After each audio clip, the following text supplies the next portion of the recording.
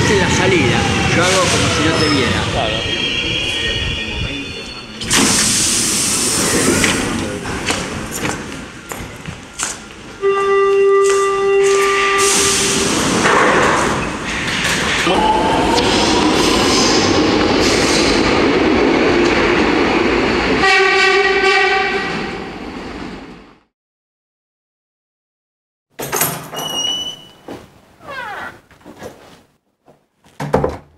Yo nací en una fecha que es casi un hito de la historia argentina, 3 de noviembre de 1930,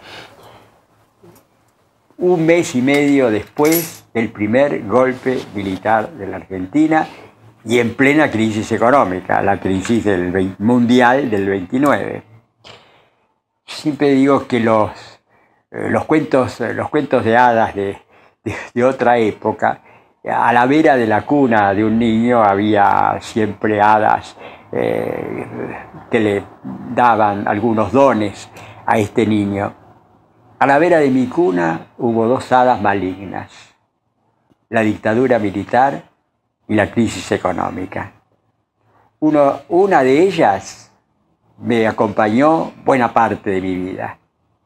La otra todavía no me ha abandonado.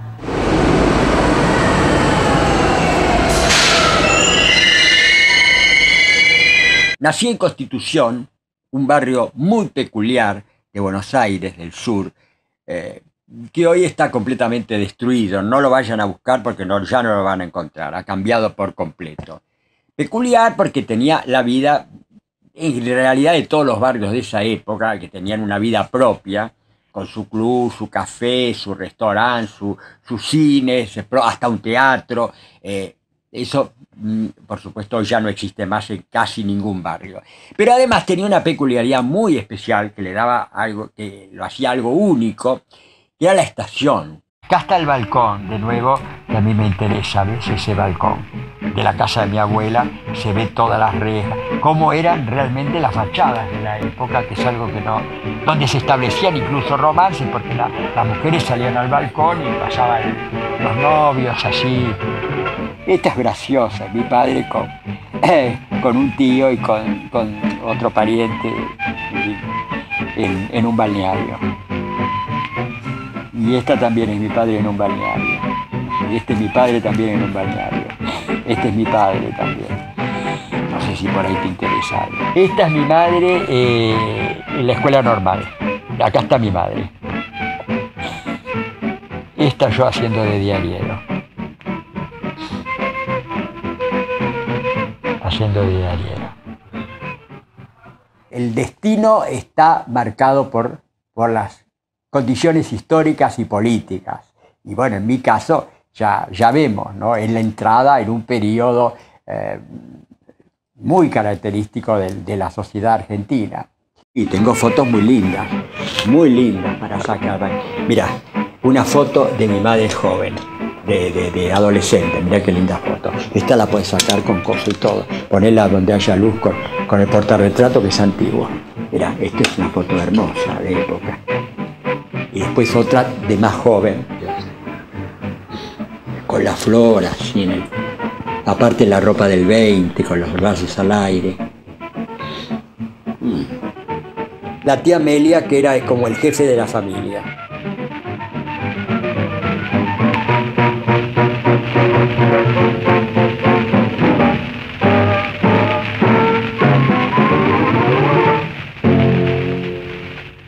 Yo pertenezco a una familia de clase media-baja, digamos, con un origen incluso de proletario, si nos remontamos a los abuelos. Y mis padres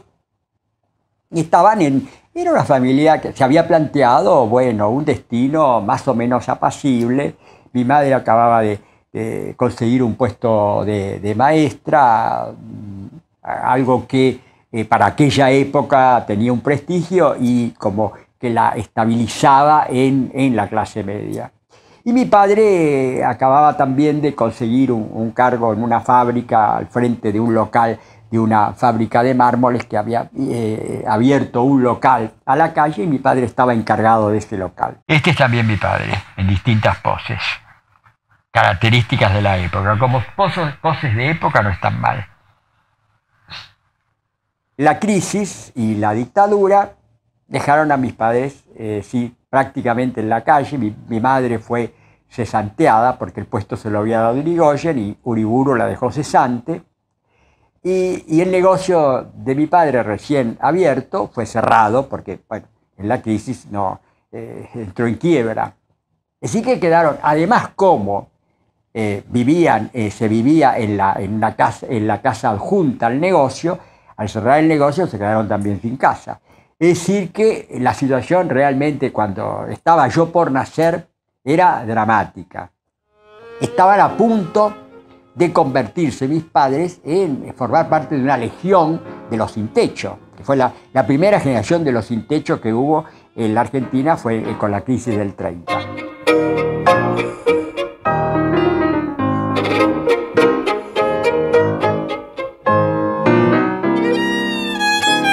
Este es el negocio de que mi padre que se fundió cuando yo nazco. Mosaico de calidad. Este es el negocio, no sé si, que se funde por la crisis del 30, donde yo hubiera tenido que vivir en la casa y, bueno, no llegué a vivir porque cerró el negocio un mes antes que yo viviera. Esa ventana, la han cerrado la ventana, no, está ahí. A ver si puede abrir esto. Sí, abrir Por lo visto. No, porque acá se le invitaba a un chico, primo mío, sobrino. Sobrino de Mendoza, ¿comprende? No, pero la parte de abajo para poder ver. A ver. ¿Sí tiene que meter la pared? Sí, claro. Únicamente eso se abre. Sí, eso nada más. A ver si. Bueno, ¿qué va a hacer? ¿Ayuda usted? ¿Usted dónde se subió? Para que no... Ahí en la cama nomás. Ahí en la cama.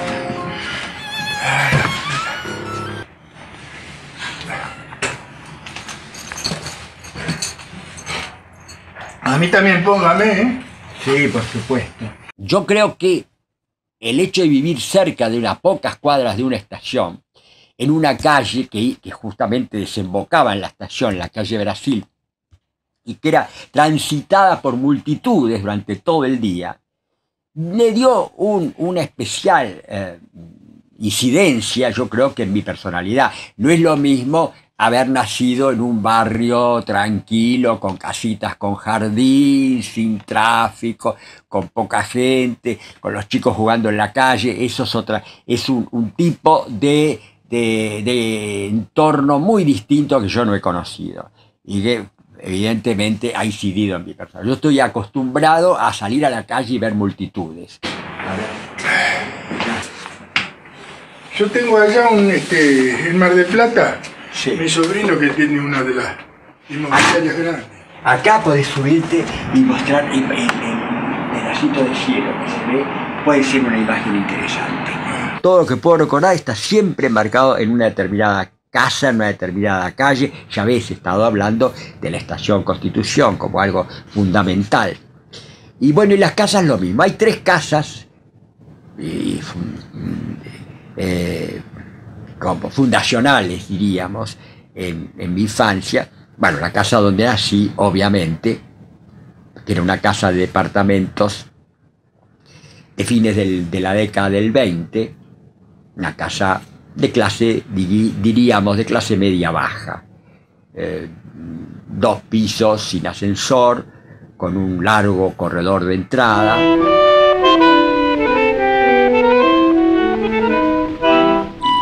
Y esta casa era la primera casa que tenía, una de las primeras casas con gas, ¿no? Una casa muy vista hoy, tristona, media melancólica, muy gris. Usted se llama Romeo. Romeo Suárez. Romeo Suárez. ¿A qué se dedica si no es Yo martillero soy. Martillero. Además soy teletero también. ¿Cómo? Soy teletero. Teletero. Acá estoy caminando con mi padre por Constitución. Esta es la mejor foto de que se ve como con el disfraz de holandés. Esta es la mejor. Y estoy muy lindo acá. la primera vez que, no sé si serían 9, 10 años, mi madre me dejó salir solo a la calle. Eso fue realmente, creo que la aventura más grande de mi vida.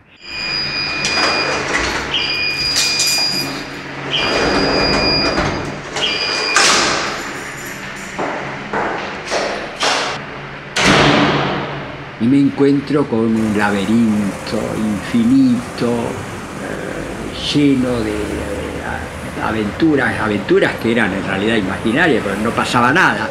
Pero yo lo vivía como aventuras, como acechanzas, peligros y misterios a la vuelta de cualquier esquina. Y desde entonces, bueno, inicié una caminata que por las calles de esta ciudad y de otras, que todavía no ha terminado, ¿no? Yo me considero un flâneur, ¿no? Lo que los franceses llaman un flâneur, un caminante, un ambulador sin meta fija. Y después, a través de esos viajes, fui aprendiendo, o de la calle, fui aprendiendo las diferencias de los distintos sectores sociales, las clases. Salí de esa cosa tan homogénea que era la clase media-baja.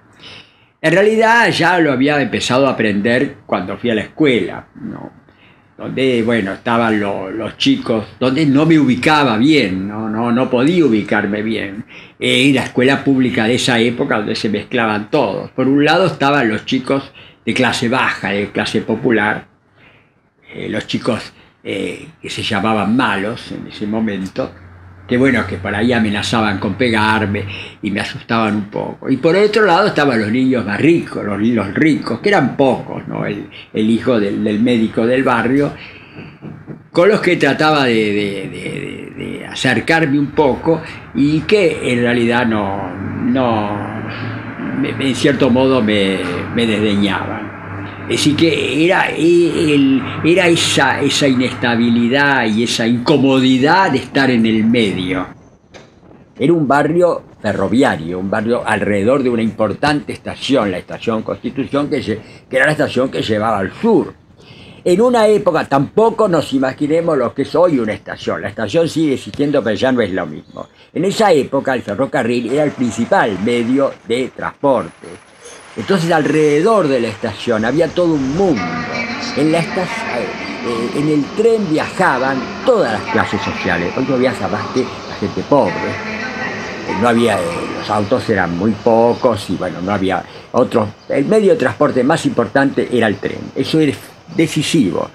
Todo el barrio giraba alrededor de esa estación. La estación era como la catedral de la Edad Media o la plaza mayor de las grandes ciudades europeas, y alrededor de lo cual se movía todo. Mi mundo realmente, yo descubrí el mundo exterior a mi casa a través de la estación. Primero de chico, no como un mundo de movimiento, y después como veremos cuando hablemos de mi juventud, o un mundo muy oculto que hay en toda estación, ¿no? Una especie de sociedad negra, de prostitución, homosexualidad, marginales del delito, que era muy atractivo. El lumpen, lo que podemos llamar el lumpen.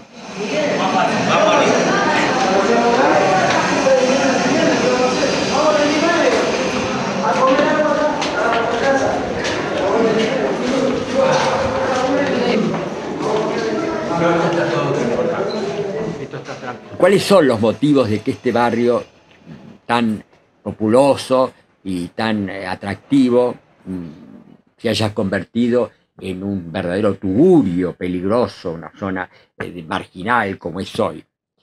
Y esa transición empezó justamente en mis años de pubertad o de adolescencia. Empezaba por varios motivos. Uno de los motivos fue el cambio habitacional de la gente. Era la época 1900, fines del 30, en que la clase media más o menos de media a media baja, que vivía en Constitución, empiezan a abandonar las casas por los departamentos. Empieza la moda del departamento.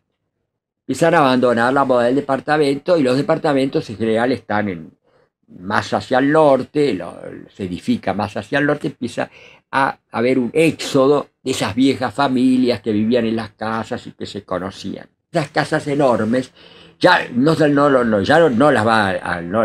las pueden alquilar a otra familia, terminan convertidas en pensiones y hoteles de cabecitas negras o de más o menos lumpenaje o marginales, ¿no?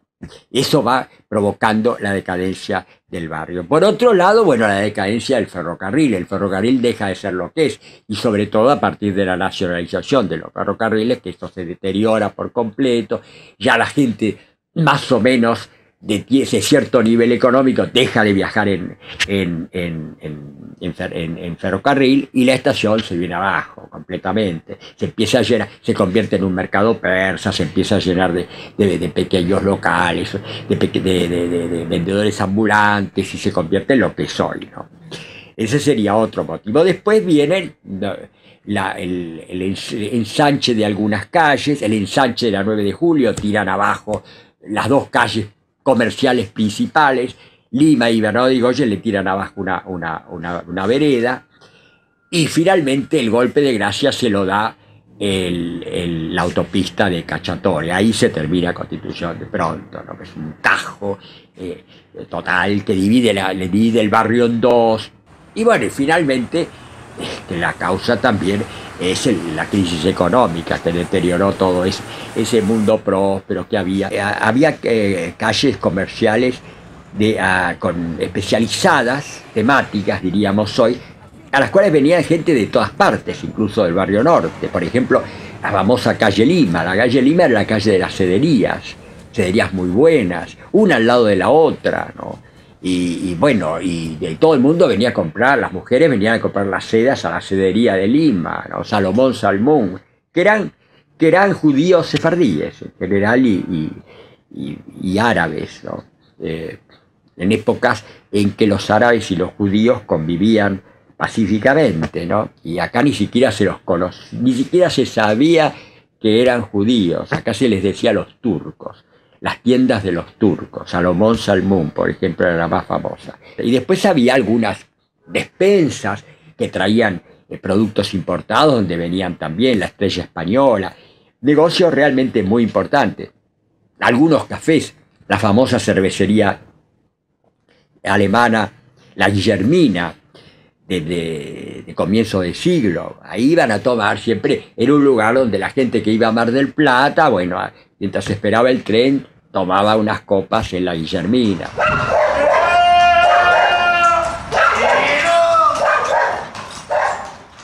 Eso desapareció, ¿no? Absolutamente.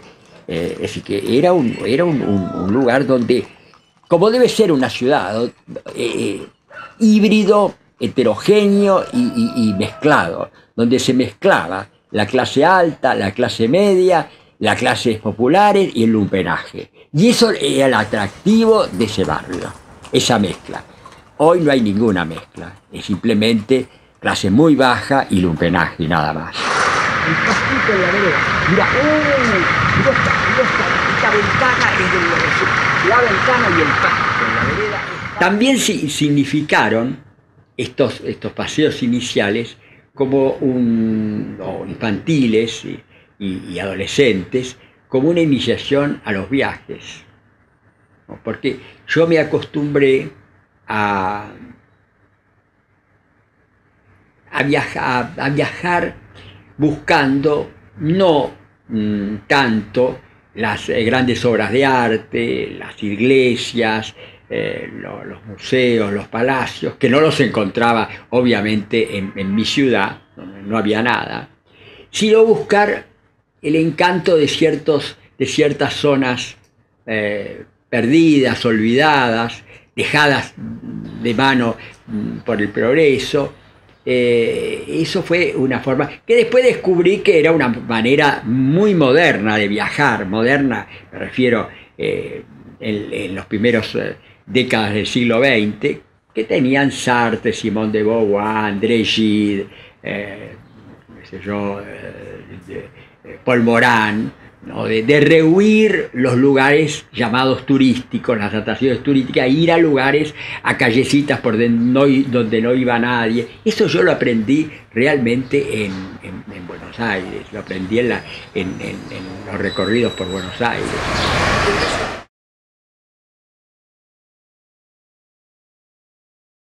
Se puede decir que viajé imaginariamente a través fundamentalmente de las novelas y del cine. ¿No? Gran lector ya de novelas europeas, yo sabía perfectamente, cuando yo llegué a París por primera vez en 1964, yo conocía perfectamente el nombre de las calles, el clima de las calles, a través de las novelas de Balzac y de Víctor Hugo del siglo XIX y de las novelas del XX de Paul Lizani, de Sartre. El clima de tal calle, de tal otra, de tal barrio, los nombres de todas las calles, sí que llegaba como algo familiar.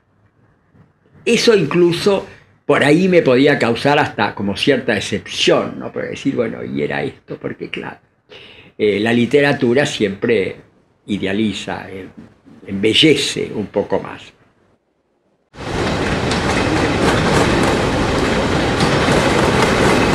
Yo creo todavía hoy de que los dos momentos de casi más intensos emocionalmente del viaje son la expectativa y el recuerdo y la nostalgia. Esos dos sentimientos hoy ya no existen, porque la gente viaja mucho, viaja desde muy chico, entonces no tienen ninguna expectativa, y viaja muy seguido, y los viajes son muy rápidos, muy fáciles, y uno llega a lugares que se parecen cada día más.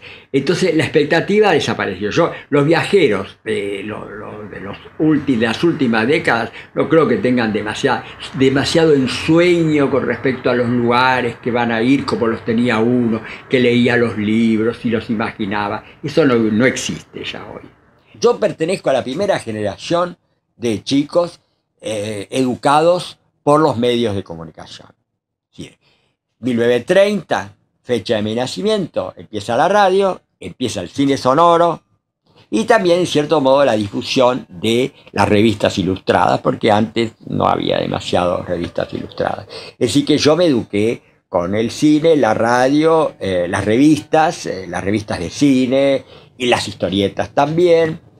Eso fue mi verdadera educación sentimental, mucho más que la escuela, mucho más que la escuela.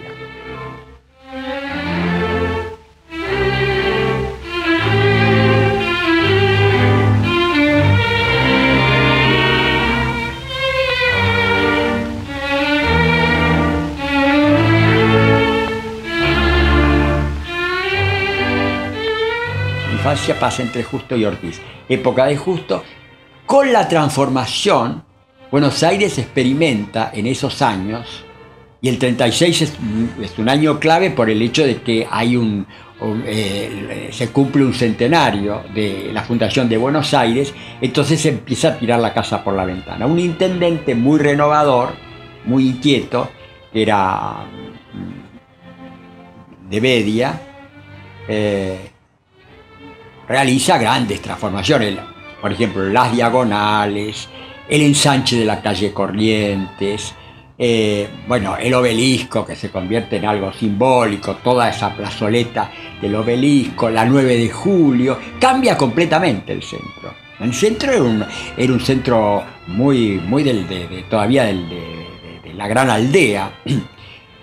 El centro se pone de moda, en realidad, alrededor del año 36.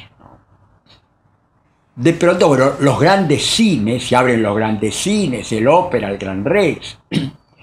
Corrientes deja de ser lo que era antes del 36. Corrientes, la Corrientes Angosta era una calle de cabarets y de cafés de hombres solos, donde no pisaban las mujeres prácticamente, y quedaba así unos cuantos tramos de Florida, que era como un salón al aire libre, pero el resto del centro no existía.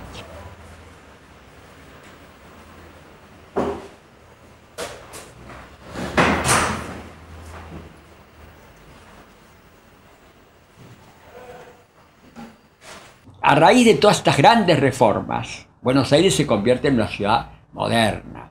Se pasa del Art Nouveau de la Avenida de Mayo, que queda completamente desplazada, al Art Déco de Corrientes y de Lavalle, ¿no? Es la ciudad Art Déco. En mis retinas, estéticamente, el Art Déco es la época, ¿no? Yo veo hoy un detalle Art Déco y me imagino todo el Art Déco en Buenos Aires de los 30. La arquitectura de los edificios, de los nuevos departamentos que se hacían. Era Art Déco la decoración de los cines, las salas de los cines.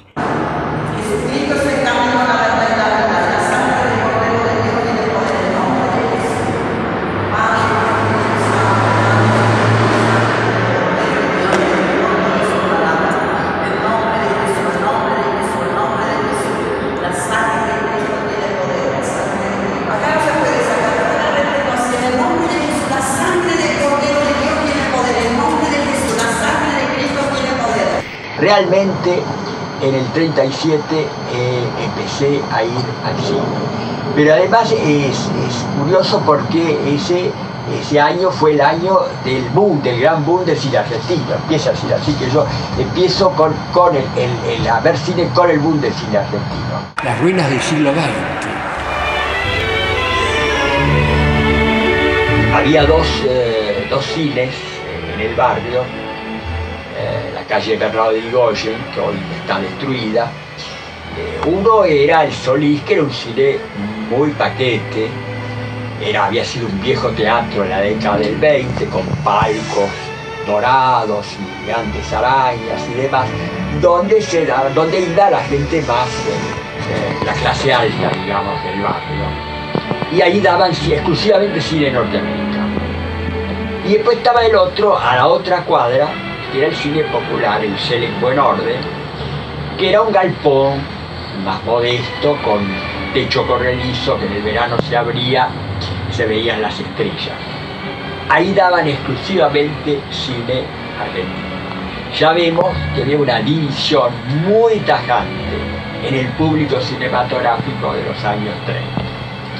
La clase media, más o menos que se consideraba elegante, no veía cine argentino. Y las clases populares no veían cine norteamericano, le costaba más leer los carteles y demás. En los años 30 era prácticamente la ocupación de los sábados y domingos. Y ahí eran muchos casos, sobre todo el caso de las mujeres, de todos los días de semana también.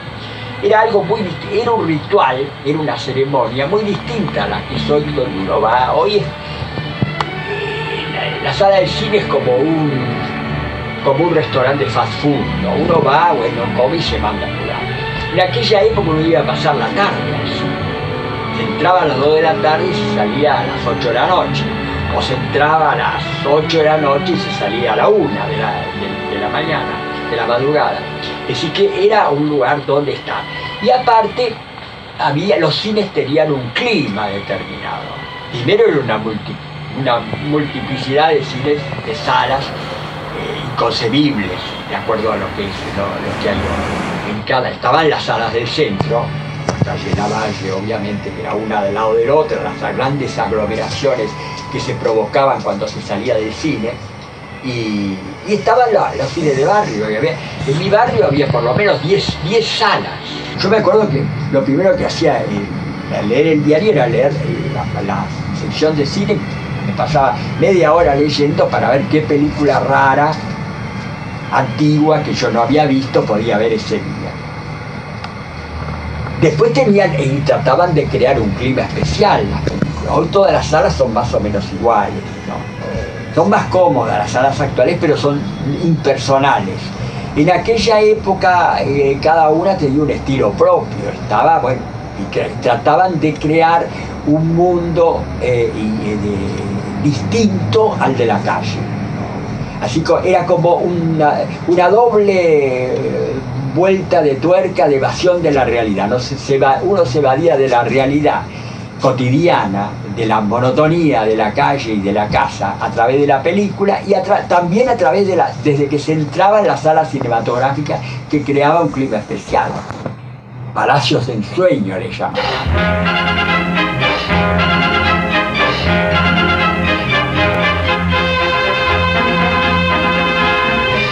Es decir, que uno iba de una sala a otra y se metía en uno y otro paisaje completamente distintos. Eso, por supuesto, es inconcebible. Hoy esas salas han desaparecido íntegramente.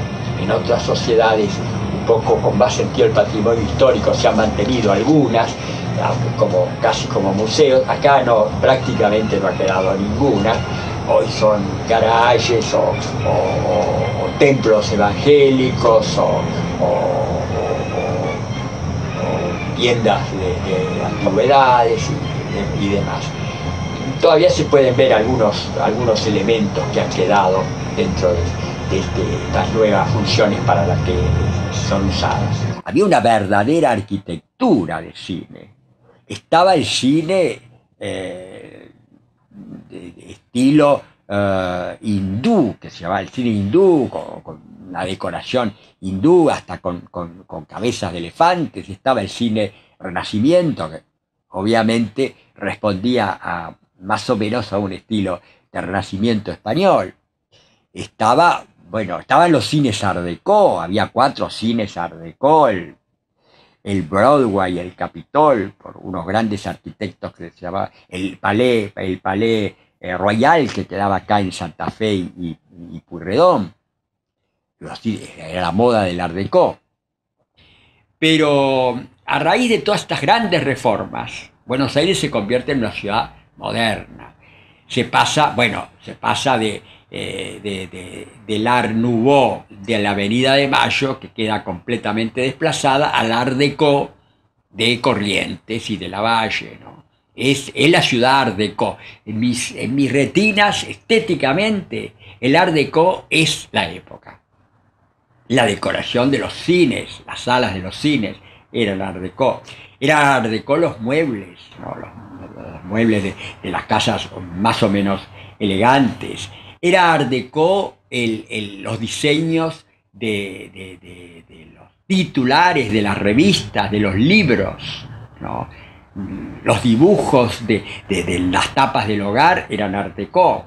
Era Art Deco la moda de las actrices, la manera en el cine, la manera de los gestos lánguidos de las actrices y esos vestidos de lamé negro y blanco y esas melenas engominadas o las largas cabelleras rubias. Todo eso era un clima Art Deco, todo eso componía un clima Art Deco. Yo creo que fue el último estilo homogéneo que tuvo la ciudad de Buenos Aires. Después vino un poco, mezclado por supuesto con el estilo, las casas blancas del estilo racionalista, que a veces se mezclaba con Art Deco. Después después del 50 vino la decadencia arquitectónica, vino nada, salvo raras excepciones, cualquier estilo, no cualquier estilo, sino ningún estilo, que es peor, ¿no? Que es peor. Porque lo que caracterizaba a Buenos Aires justamente era la mezcolanza, esa mezcla de todos los estilos arquitectónicos del mundo. Y que después van a arribar en esos años el Art Deco. Una esquina con la que yo me identificaba era Corrientes y Talcahuano, básicamente, ¿no? Porque ahí estaba la librería Fausto, que yo iba siempre, estaba el Café El Estaño enfrente, y después caminaba todo por ahí, entre Talcahuano y Callao. Esa era la zona, no para nada la otra, la de Esmeralda, esa no, era una corriente que yo pasaba, pero no me identificaba con esa zona. Los cafés, donde estaba un poco el mundo literario, y los cines, ¿no? Los cines, el Cine Arte, que es el primer cine club que yo conocí, estaba ahí en Corrientes y Paraná. Yo, si me pasaba varios días seguidos sin ir a Corrientes, me parecía que estaba en el exilio. Cómo han cambiado los tiempos. Hoy me puedo pasar meses y ni me acuerdo. Después, viene la dictadura militar. Estaba en el último año de la escuela primaria. se da el golpe del 43. Desde entonces entramos en la era militar, que duró 40 años, ¿no?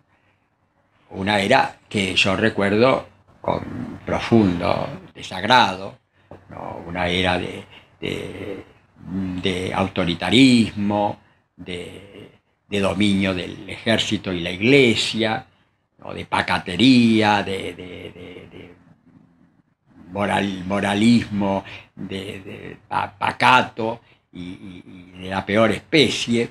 Es una época totalmente despreciable, ¿no? Hasta el 83.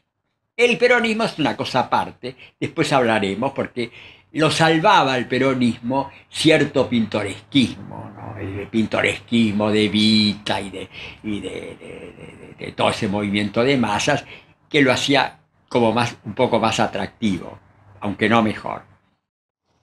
Y ahí descubro una verdadera revuelta mental, que fue descubrir el cine francés, que era algo muy poco conocido, por lo menos en el mundo en que yo me movía. ¿Cómo descubro el cine francés? Lo descubro a través de la radio. Yo era días de radio, no eran los días de radio. La radio se escuchaba todo el día de la radio. Y yo escuchaba muchos programas de cine. Cada emisora tenía su programa de cine, y escuchaba el Radio Splendid, que era un poco la radio destinada a la clase alta. Escuchaba por casualidad que se escuchara a una periodista, cronista de cine, que se hacía llamar Patricia Palmer. Esta mujer me causaba mucha curiosidad y asombro, porque hablaba en un estilo, con un tono de voz y con un léxico que no era el habitual de la gente que yo conocía, ni tampoco del resto de los programas radiales. Decía vista en lugar de película, tenía una voz nasal, un tono de voz nasal, arrastraba algunas palabras, pronunciaba muy fuerte la Y, y después con los años me enteré que ese era el tono de la manera con que hablaba la gente de clase alta, que yo nunca en mi vida había escuchado, y ahí viene el asombro.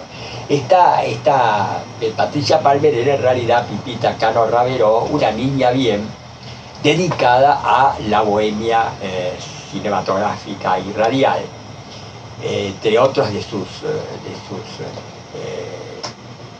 virtudes tiene el haber descubierto a Lili Marshall, quien después la compensó convirtiéndola en una de las inspiradoras de uno de sus personajes, Mónica. Pipita, en uno de sus programas, hace un gran elogio, un exorbitante elogio de una película francesa que acababa de estrenar en Buenos Aires, que era Crimen y Castigo. Un elogio extraordinario, y yo quedé asombrado y decidí ir a verla.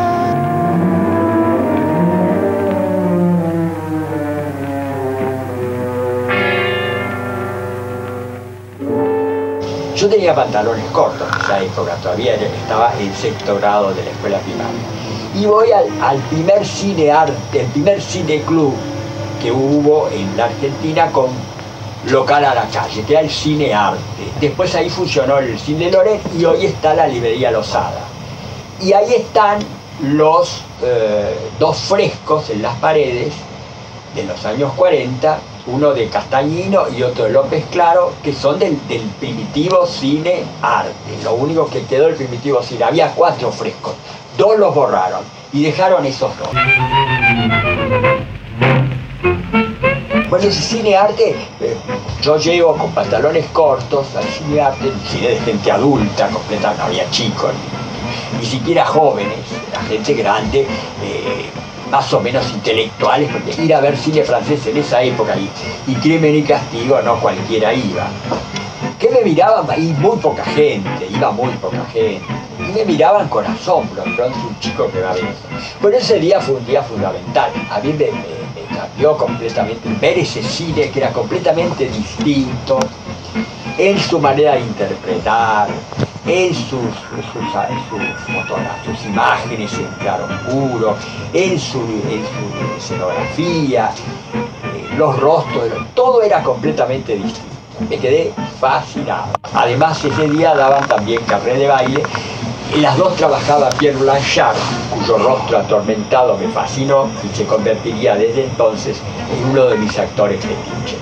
En la primera mitad del siglo XX prácticamente sábado y domingo era el cine, el baile, el salón de baile, que tampoco eran las discotecas como son hoy, salón de baile y el fútbol, pero el fútbol también estaba remitido a un solo partido por semana y a 2 horitas ahí, nada más, no había partido a todas las horas. Es decir, que el cine era realmente lo que llenaba el tiempo de ocio de todas las clases sociales en esa época. Eso desapareció.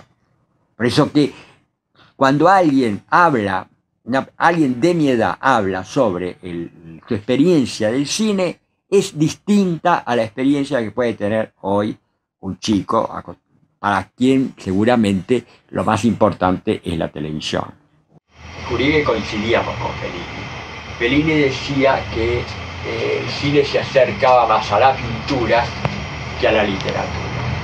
Y yo siempre veo con las películas como que veo un cuadro. A mí me importa fundamentalmente que haya una atmósfera, un clima que va a dar no tanto la trama de la película o el diálogo, sino que lo va a dar un conjunto de elementos que son la fotografía, la iluminación, la escenografía, ¿no? Y hasta el vestuario. Por eso yo creo que es muy importante, junto al director, los papeles que siempre se consideran subordinados, del director de fotografía, del director de arte, ¿no? Y del escenógrafo, para crear realmente el clima de una película. Y a tal punto que se ha dado que si uno se pone a revisar la historia del cine, se encuentra con que la mayor parte de los libros, de las películas que se consideran clásicas, son muy regulares y hasta muy malos, ¿no? Y que son películas que uno ve maravillado justamente por su imagen. Por ejemplo, todas las películas de Eisenstein tienen unos guiones espantosos. Todas las películas del cine alemán, expresionista alemán, los libros son horribles. Para empezar por Metrópolis. Incluso en las películas del cine del llamado realismo poético francés de preguerra, han quedado las grandes puestas. Y en cambio los libros resultan bastante cursis, bastante anticuados. Hay una butad de Pío Baroja que decía que el cine es una combinación de mala literatura y buena fotografía. Y en cierto modo tiene algo de razón. La tercera fecha fue en el 45, cuando se cumplieron, creo que en el 45 era, donde se cumplieron los 100 años o los 150, no, los 100 años del descubrimiento del cine, 85, no, ni siquiera 45. Y Roland, que era otro de mis gurús cinematográficos, otro de los programas que yo escuchaba por radio, decidió hacer un ciclo de todo el mes, dedicar un momento en su programa a hacer una historia del cine. Y de ahí fue otro descubrimiento, porque yo, que ya conocía el cine norteamericano, argentino y el francés, descubro que existe además un cine ruso, un cine alemán, un cine italiano, un cine escandinavo, que para mí eran cosas completamente ignotas, ¿no? Exóticas. Además descubro otra cosa fundamental, que el protagonista, el verdadero protagonista de la película, no era, como yo creía hasta entonces, el actor, sino era el director. Y descubro ese nuevo personaje que para mí era misterioso, porque yo ni siquiera leía los carteles. Y descubro esos nombres rarísimos de Sergei M. Eisenstein, y Joseph von Stemper, y Joseph von Stroheim, y Pabst, y Fritz Lang.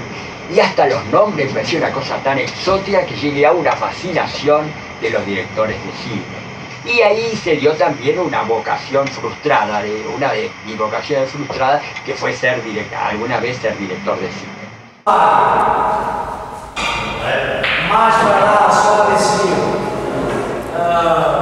A mí me interesaba el arte, la literatura, la política no me interesaba. La política me empezó a interesar mucho más tarde, en la juventud. Y mi familia no era política.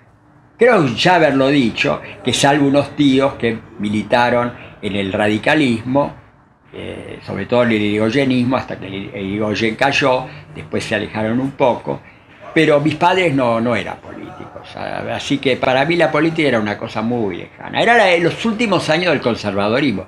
Yo viví todas las épocas, la gente de mi generación vivió muchas épocas distintas realmente, porque la infancia fue la República Conservadora, los últimos años de la República, una época de gran prosperidad, además ya se había salido de la crisis del 30, una gran prosperidad. La escuela iba la clase alta, la clase media y la clase baja, sin ninguna discriminación. Bueno, la enseñanza era mejor. Por otro lado, tenía también su parte mala. Era una escuela muy autoritaria, muy autoritaria. Todavía se llegaba a pegar a algunos alumnos en algunas escuelas de barrio, ¿no? Algo que, y además, una educación casi más que para ser un ciudadano, para ser un soldado, con esas marchas, esas ceremonias patrióticas que a mí me hartaban. Era una escuela, hoy se la idealiza mucho, claro, comparada con la decadente escuela actual se la idealiza, pero no todo era rescatable. Pero bueno, en el año 43, un día, una mañana de junio del 43, sorpresivamente los padres empezaron a sacar a sus hijos de la escuela. Y los maestros empezaban a cuchichear entre ellos, así muy preocupados, no sabíamos qué pasaba. Y bueno, cuando vuelvo me entero de que había habido el golpe militar del 4 de junio de 1943. Esto fue una fecha muy decisiva, porque primero, bueno, desde el punto de vista de la escuela, se terminaba ese mismo día, o hasta, bueno, no sé si un tiempito más todavía, se terminaba la escuela laica. La escuela laica que fue uno de los grandes conquistas realmente de esta primera etapa de Argentina que viene desde 80 hasta esta fecha, ¿no? A partir de ese momento la política pasa a ser cosa que de la República Conservadora lo político era un trasfondo así, y desde la dictadura militar y después por supuesto mucho más con el peronismo, la política se introduce en todas partes, en la escuela, en el lugar de trabajo, en la casa, en todas partes. Y la política es el primer tema de preocupación y de conversación de la sociedad argentina desde entonces en adelante. Y se inicia esa mañana fría de junio, 4 de junio del 43, se iniciaba, sin que lo supiéramos, un ciclo histórico de larga duración, el ciclo militarista, que duraría con intermitencia durante 40 años, desde 1943 a 1983. Incluido en ese ciclo militarista algunas semidemocracias o pseudodemocracias controladas por los militares, como el caso de Frondizi, por ejemplo, o dictaduras plebiscitadas, como el caso de Perón. Viví aquí por lo menos hasta los 3-4 años. Gente grande vivió acá. ¿Quién otro vivió acá? Ingeniero. La adolescencia para mí fue una adolescencia horrible. No tengo ningún recuerdo agradable de la escuela secundaria, la escuela normal, realmente la escuela primaria y la escuela secundaria fueron horas de tedio, y mi adolescencia fue muy traumática. En general todas las adolescencias son, la mía lo fue especialmente. Yo realmente entro en una vida mucho más plena y, digamos, no me atrevo a decir la palabra feliz porque es una palabra que a mí no me gusta, pero conocí como la alegría de vivir, digamos, a los 18 años, cuando ingreso a la Facultad de Filosofía y Letras, porque ahí me encuentro tengo mis primeros amigos verdaderos recién a los 18 años. El amigo que tuve en ese momento fue un poeta que ya había publicado un libro, Héctor Miguel Ángel, y ese fue yo realmente el amigo íntimo que tuve, con que podíamos mantener confesiones íntimas, privadas, que no podía, yo en la adolescencia no había podido tener con nadie, ¿no? Con nadie, las relaciones eran de tipo más superficial.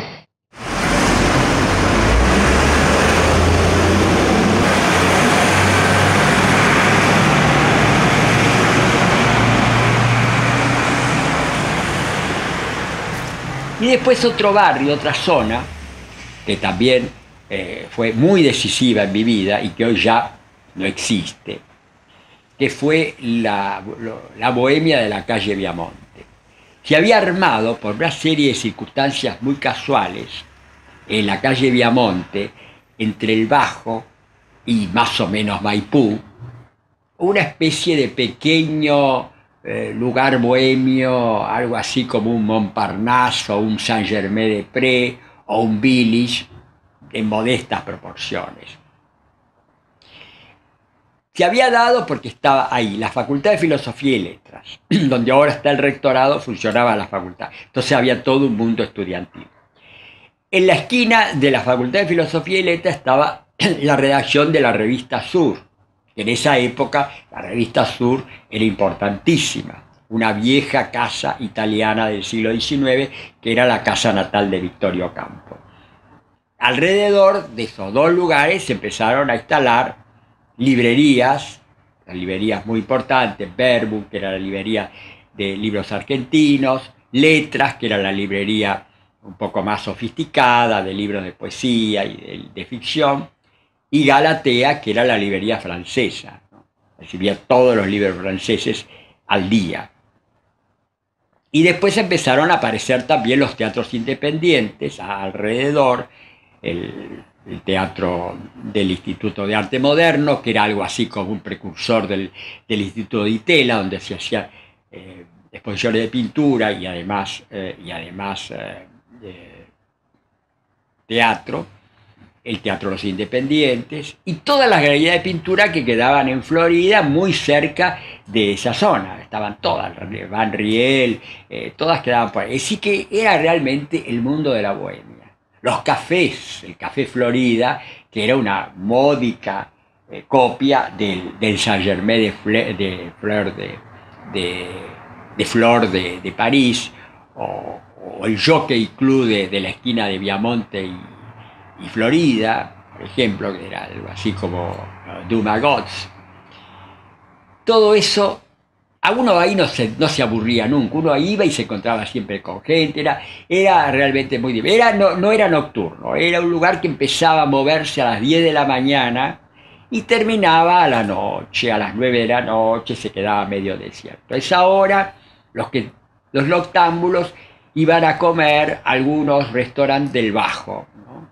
Restaurantes que de día eran restaurantes de marineo, de trabajadores del puerto, y de noche se convertía en un lugar más o menos bohemio. Algunos de estos restaurantes quedan hoy ya muy reciclados. Todo eso desaparece con las dictaduras militares, las razias policiales. Se traslada la Facultad de Filosofía y Letras para que no haya manifestaciones de estudiantes, se traslada a un barrio. Sur desaparece, ya deja de ser lo que era, tiran abajo esa casa y hacen una torre. Desaparece el Jockey Club por razones meramente comerciales. Las galerías de pintura empiezan a dispersarse por todas partes. ese barrio hoy ya prácticamente no existe. La Facultad de Filosofía y Letras reunía a la gente, digamos, los jóvenes más intelectualizados de ese momento, ¿no? Iban a esa facultad. Además, en la esquina de la Facultad de Filosofía y Letras estaba la editorial Sur, que era la revista más prestigiosa. Además estaban los teatros independientes por los alrededores, Piamonte y Florida y demás, Piamonte y San Martín. Estaban las galerías de pintura. Y por supuesto, ahí empezaron a instalarse librerías y cafés. El famoso Café Florida, que se le llamaba el Café de Flor de Buenos Aires, ¿no? Y el Jockey de Florida y Piamonte, que también era una confitería muy montparnasiana. Y así que en esa zona se movía todo el TUT Buenos Aires de escritores, de artistas, de gente también que no hacían nada, pero les gustaba moverse en ese ambiente bohemio que salía un poco de lo convencional, donde la gente vestía de una forma un poco más informal, que causaba escándalo para la época, los pelos un poco largos de los jóvenes, no demasiados, los pulóveres de cuello altos, sin corbata, que también parecía una cosa bastante transgresora, aunque algunas mujeres se atrevían a fumar en público, en algún café, no a usar pantalones, eso vino un poco después. Ese mundo desapareció completamente por distintos motivos. Bueno, el traslado de la facultad, Sur dejó de ser lo que era, los cafés empezaron a cerrarse por las sucesivas razias policiales, y ahí se terminó el único intento de haber creado una zona bohemia en la ciudad de Buenos Aires. Habrá durado aproximadamente unos 15 años, ¿no? Yo diría que el comienzo del fin empieza con la dictadura de Ocampo.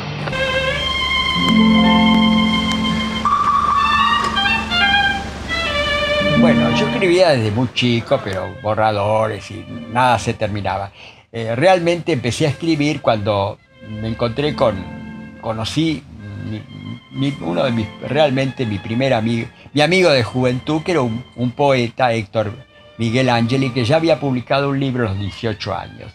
Y bueno, tuvimos la iniciativa de sacar una revista literaria, una revista juvenil típica, que se llamó, haciendo una concesión a la moda. En el caso mío era algo más que moda, era una auténtica vocación, se llamó Existencialista, en homenaje al existencialismo. Era el auge total de la existencia. Estoy hablando de 1949. Sartre era mi ídolo. Bueno, fue una revista literaria que tuvo poca difusión, apenas 6 números. Hizo algunos actos públicos en un salón literario, que era un poco así como unos happenings avant la lettre, antes de tiempo. Unos happenings o unos actos dadaístas un poco tardíos. Y ese era el único interés que tenía, con ciertos gestos un poco escandalosos para la época, ¿no? Hoy serían un poco, yo los veo como un poco ingenuos. A raíz de esta revista, y eso fue lo más importante, conocimos a algunos escritores, entre otros a Héctor Murena, que en ese momento, bueno, trabajaba en la revista Sur, y que nos invitó a colaborar en esa revista. Yo en esa época más vale me inclinaba a ciertas posiciones de tipo ingenuamente izquierdistas o populistas. Y el hecho es que entramos en Sur y siempre, yo siempre en una posición un poco discordante, que terminó con una disputa con Victorio Campo. Contorno se había planteado como la revista de la nueva generación, antagónica de Sur, primeramente porque se consideraba una revista de izquierda, aunque de izquierda era una izquierda todavía muy confusa, no se sabía bien qué clase de izquierda era, pero se consideraba de izquierda. Y ocupada exclusivamente de lo argentino, mientras Sur era acusada de una revista europeizante, ¿no? un poco cosmopolita, ¿no?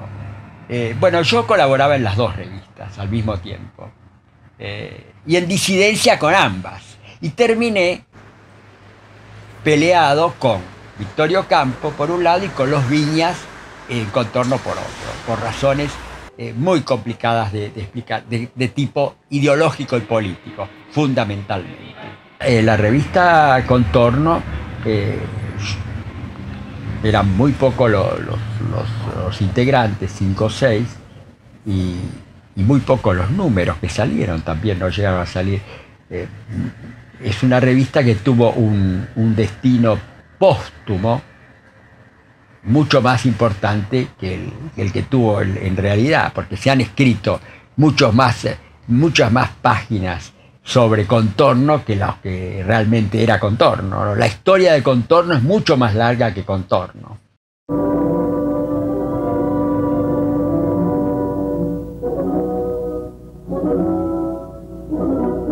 La cuarta fecha, yo diría, en esta trayectoria cinematográfica fue el 48, último año de la escuela secundaria, cuando fui por primera vez a un cineclub, pero ya no como el cinearte, que era un cine abierto a la calle, sino un cineclub ya de catacumbas, digamos, esos cineclubs secretos, que era el club Gente de Cine, que funcionaba en el altillo de la librería Fray Mocho de la calle de Sarmiento y Callao.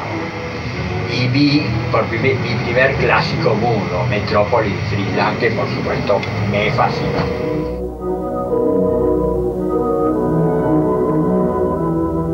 La gente común no iba a ver cine francés. Era ya una originalidad, y toda originalidad pasaba un poco como locura. La extravagancia no es como hoy, que es respetada, no es. Las originalidades eran como locura.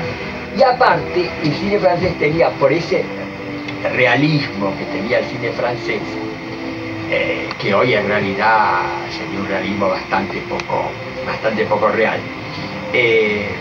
se las consideraba como películas pornográficas. Incluso las se pasaba como cine pornográfico en el primer cine porno que hubo en Buenos Aires en esa época, que estaba en el sótano de la Galería Güemes, en una sala que había sido un cabaret muy elegante donde cantaba Gardel.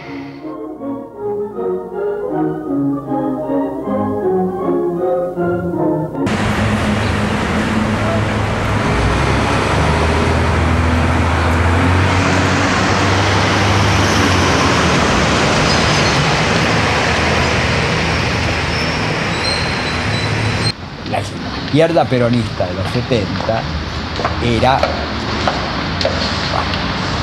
católica, nacionalista, casi militarista, pues fue enfrentada por los militares, pero era militarista. Es decir, que era una izquierda que reivindicaba valores tradicionales que nosotros nunca tuvimos. Nosotros, los que nos interesaba del peronismo era el obrerismo, pero no el nacionalismo, ni el catolicismo, ni el militarismo, que siempre fuimos en contra. Era una especie de anarcoperonismo, ¿no?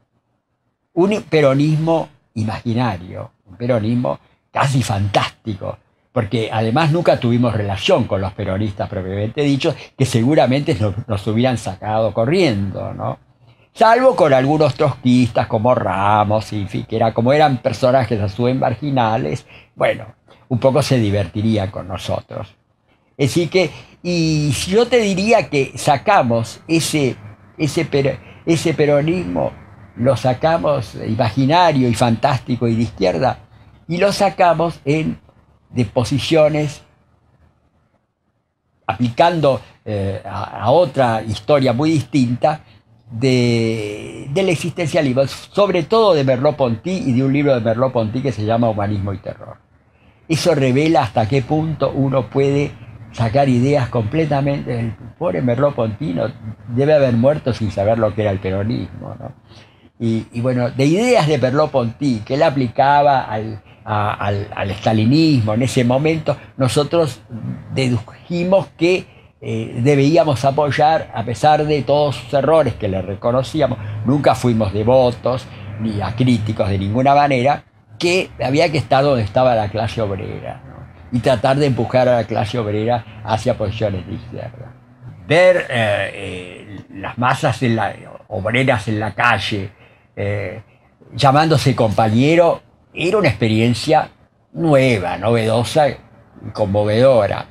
Y bueno, nos entusiasmaba muchísimo los últimos meses del peronismo, por ejemplo, la lucha con la Iglesia. Bueno, eso nos parecía que era una mera táctica completamente pragmática de Perón, nada ideológica, pero solo lo tomamos como algo ideológico. El incendio de las iglesias nos parecía que estábamos viviendo la Guerra Civil Española. Era toda una ilusión, ¿no? Debido básicamente al desconocimiento de teoría política. En esa época mi cultura era una cultura, en primer término, literaria y algo de filosofía y algo de sociología, pero de política muy poco. Por eso yo confundí con un fenómeno revolucionario a un fenómeno que era fascista. Si yo hubiera estudiado el fascismo es una revolución de derecha, es decir, porque claro, uno consideraba que la derecha era lo tradicionalista, el peronismo no era tradicionalista, era una cosa muy revulsiva, ¿no? Y bueno, si yo hubiera conocido ese aspecto populista de revolución de derecha y jacobino plebeyo que tiene el fascismo, y aún el nacionalsocialismo, no hubiera incurrido en ese error de creer de que había algo revulsivo en el peronismo. Bueno, después estaba la figura de Evita. La figura de Evita era en esa época, hoy es un mito, es un ícono, pero en esa época era realmente un escándalo. Hay que ubicarse lo que era en 1945 una mujer que no salían de su casa. La gran revolución femenina ocurre después de la década del 60, ¿no? En ese momento una mujer que se animara a hablar en público y a decir las cosas que ella decía, y además con su pasado. Nosotros nos encantaba, pero teníamos una visión de Evita que de ninguna manera podía ser aceptada por los peronistas.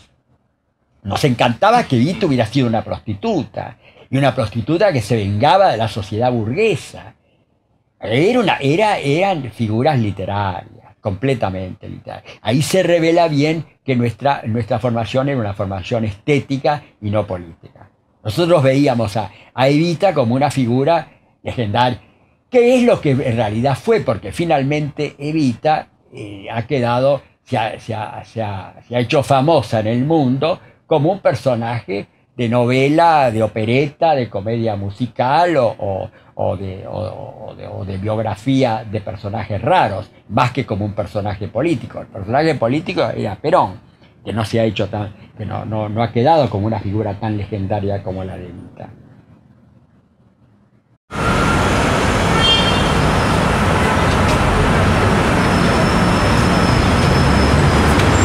Formamos realmente un trío muy raro, porque, bueno, a Mazzotta yo lo conocía desde la escuela secundaria, habíamos sido compañeros en el normal, y a Correas lo conocí. Correas era un solitario que quería ser existencialista, y lo conocí a través de una carta que me mandó a Sur, ¿no? Muy admirativa por un artículo que yo había publicado en Sur.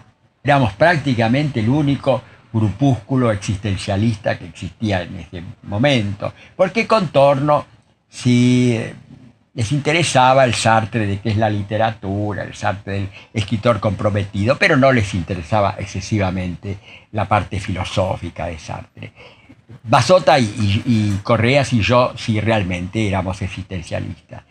Entonces éramos existencialistas y marxistas, ya dos cosas bastante controvertidas en esa época. Pero lo que colmó la medida, la última gota del vaso, fue que además inventamos algo así como el apoyo de izquierda al peronismo, que no existía en ese momento. Creamos una especie de ideología sui generis muy exótica, de la cual éramos los únicos tres cultores, que era como un existencialismo, marxismo, protoperonismo. Algo que realmente causaba escándalo en la época y que fue justamente lo que provocó mi ruptura, primero con Sur y mi pelea con Victorio Campo y después con Contorno y la pelea con los Viñas. En este caso ya fuimos los tres que colaborábamos los tres en Contorno, bueno, en una reunión que se hizo en el estudio de Ismael Villas, se decidió que, bueno, que terminábamos como amigos, pero que no podíamos seguir colaborando en Sur. Después, caído Perón, volvimos. Nos llamaron, volvimos, pero ya después Contorno dejó de aparecer. Ese trío, que duró pocos años, como obviamente las relaciones cuanto más intensas son, más breves, realmente fue una experiencia muy interesante, ¿no? Una experiencia de trío donde, como en todos los tríos, había traiciones y cada vez que nos juntábamos, Bassota y yo, era para hablar mal de Correas, y cuando nos juntábamos con Correas era para hablar mal de Bassota, y cuando se juntaban Correas y Bassota era para hablar mal de mí. Eso es característico, pero al mismo tiempo no podíamos separarnos, estábamos siempre juntos. Fue realmente, bueno, eso lo ha descrito muy bien Correas en su libro La Operación Bassota, ¿no? Con Victorio Campo yo hoy pienso que perdía el tiempo en esas discusiones banales, demasiado de coyuntura, en las que eran diálogos de sordos porque nadie entendía lo que decía el otro. Yo hoy hubiera aprovechado a Victorio Campo como un personaje arqueológico, que ya era una mujer nacida en 1880, ¿no? Ya era un personaje como representativo de una clase social que estaba en agonía, ¿no? Así que realmente me hubiera interesado, hoy hubiera aprovechado más ese tipo de gente de una generación que desaparece y que ya nunca va a haber un personaje ni siquiera parecido a Victorio Campo, ¿no? Me parece que en ese sentido yo me equivoqué. Después, en el caso de Contorno era una revista con muy pocos colaboradores, 4 o 5, eran los hermanos Viñas. Desde ya yo siempre simpaticé más me pareció me sentía como más cerca de Ismael que de David, pero David era una figura, claro, muy carismática, con una gran sentido del liderazgo, porque tuve también relación con los dos líderes intelectuales jóvenes de esa época, que eran Murena y David Viñas. Murena ya dije que fue el que me llevó a Sur, y hubo como una pequeña lucha entre David Viñas y Murena, muy distintos entre sí los dos, muy distintos, por convertirse en los líderes de la juventud de esa época. Murena conoció un muy breve apogeo, después emprendió caminos muy raros, esoterismo, el budismo, en el cual ya no pudimos seguirlo, y bueno, y terminó realmente un poco solo, ¿no? Y un poco olvidado. Y en cambio David empezó su carrera ascendente. Ismael siguió por el camino de la política, era un gran estudioso del marxismo, de economía, y realmente ha hecho análisis políticos sobre la realidad argentina en esa época, que son los más valiosos. Pero el liderazgo, por su personalidad de agitador, lo tenía David, ¿no? Personaje balsaciano, exuberante, ¿no? Casi más un personaje con ciertos... Él tal vez trataría de imitar a Sarmiento, pero se parecía mucho a un caudillo, ¿no? A un caudillo de provincia. No nos olvidemos que venían de una familia radical, el padre había sido un importante político, y yo le encuentro cierta similitud a David con Federico Cantón, con ciertos gestos de Federico Cantón.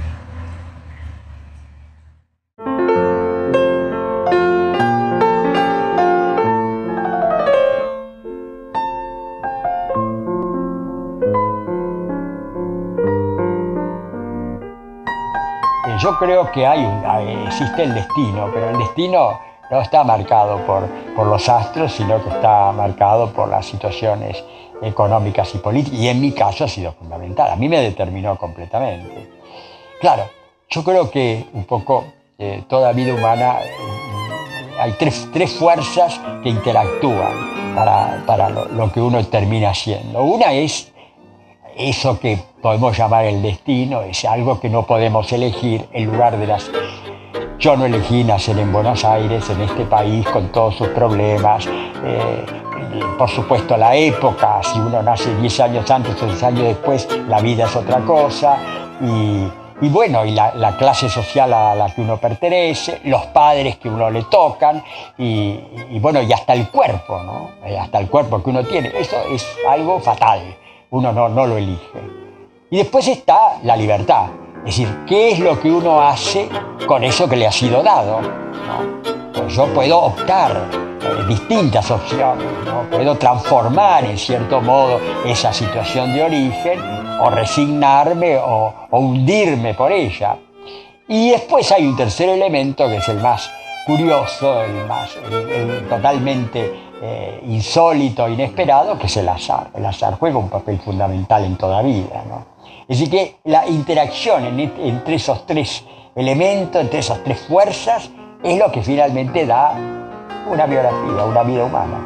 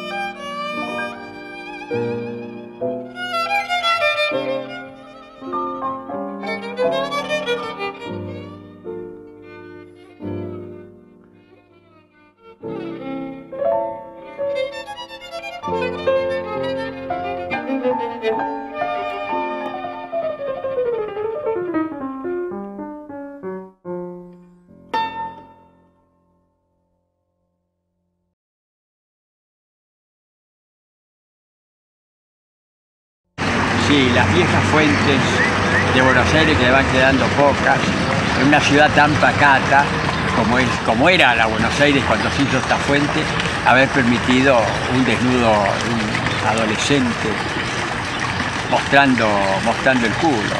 Eso es realmente esas contradicciones que tenía el viejo Buenos Aires.